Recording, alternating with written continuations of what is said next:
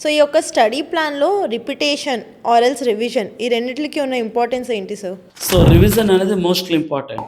చాలామంది గంటలు గంటలు చదువుతూనే ఉంటారు, కానీ చదివినాక ఒక 10 నిమిషాలు కానీ రివిజన్ పునశ్చరణ అంటారు. సో రివిజన్ అనేది మోస్ట్లీ ఇంపార్టెంట్. మనం ఎంతవరకు చదివాము, ఎంతవరకు గుర్తున్నది అనేది రివిజన్ అనేది చేయడం వల్ల ఎక్కువ కాలం గుర్తుండుకోవడానికి ఛాన్స్ ఉంటుంది. సో రోజు ఎన్ని గంటలు చదివామని కాకుండా ఆ చదివిన దాన్ని ఒకసారి 10 నిమిషాలు 5 నిమిషాలు లేదా రాత్రి సమయంలో పడుకునేటప్పుడైనా రివిజన్ చేయడం అనేది మోస్ట్లీ ఇంపార్టెంట్. ఓకే. కాంపిటేటివ్ ఎగ్జామ్స్లో టైం మేనేజ్మెంట్కి ఏమైనా స్ట్రాటజీస్ చెప్తారా?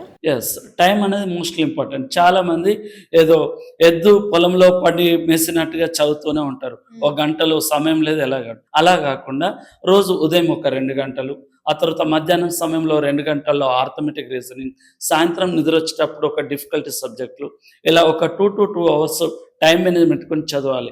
టైం షెడ్యూల్స్ మండే నుంచి సాటర్డే వరకు అన్ని సబ్జెక్టులు కవరేజ్ అయ్యేటట్టు చదివి సండే రోజు ఓవరాల్గా జనరల్ స్టడీస్ పైన ఎగ్జామ్ రాస్తే అలా రిజల్ట్ అనేది చాలా బాగా వస్తుంది.